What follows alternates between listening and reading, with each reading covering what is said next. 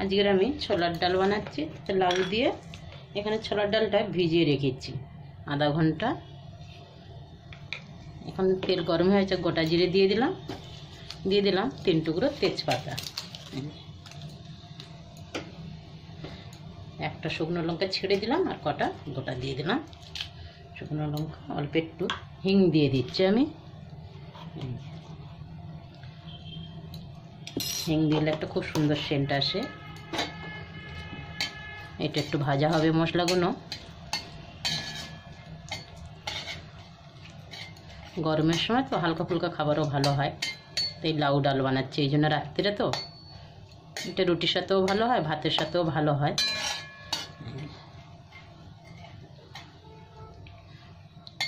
এখানে অর্ধেকটা পেঁয়াজ আমি দিয়ে দিলাম, ছোট্ট একটা।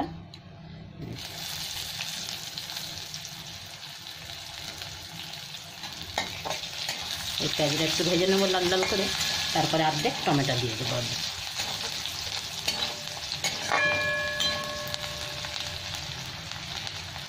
পেঁয়াজটা একটু ভাজা হোক 2 মিনিট। ছোট্ট একটা টমেটো কেটে রেখেছি, এটা দিয়ে দিলাম কুচি করে। এটা একটু তেলের মধ্যে নাড়তে থাকবো। এবার একটু নুন দিয়ে দেবো।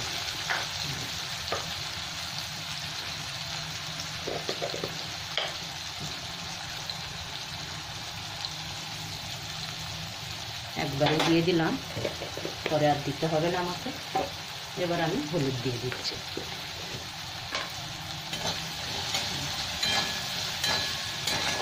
এই সবকটা ভেজে নিয়ে কুকারের মধ্যে দিয়ে দেবো, দিয়ে 2 সিটি লাগাবো। ছোলার ডাল তো শক্ত থাকে একটু। হলুদ দিয়ে দিলাম। এখানে আমি জিরে ধনে দিয়ে দেবো।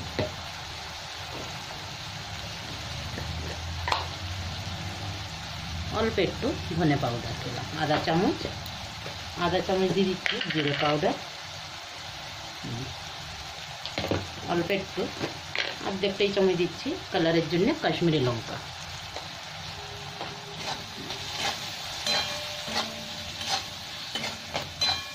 অল্প একটু জল দিচ্ছি, মশলাটা পুড়ে যাবে তো, জল দিয়ে ভেজে নিলাম।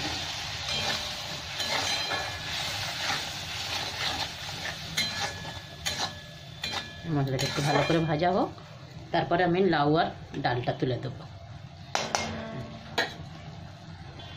এখানে আমার মশলার থেকে তেল ছেড়ে দিয়েছে। এবার আমি লাউটা তুলে দিচ্ছি। এখানে ছোট করে কেটে রেখেছি, ধুয়ে রেখে দিয়েছি, এবার তুলে দিলাম। 1-2 মিনিট ভেজে নেবো মশলার সাথে। আর একটুখানি আছে, এটাও তুলে দিচ্ছি। এখন লাউটা আমার ভাজা হয়ে গেছে। এখানে আমি ছোলার ডালটা তুলে দিলাম।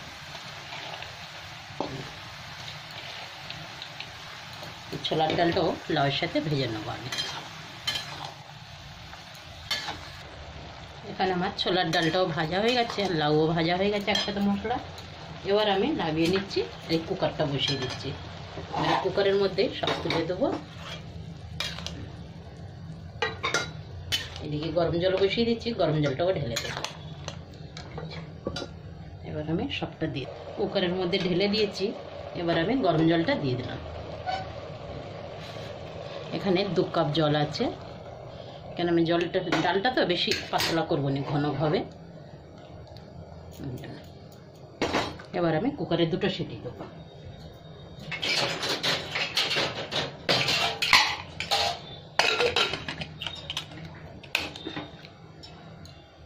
এবার 2টো সিটি আসলে তারপরে খুলে দেখাবো। এবার আমার কুকারটা খুলে দেখাচ্ছে, হয়ে গেছে।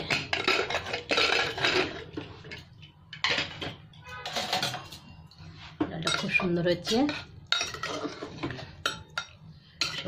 ভালো।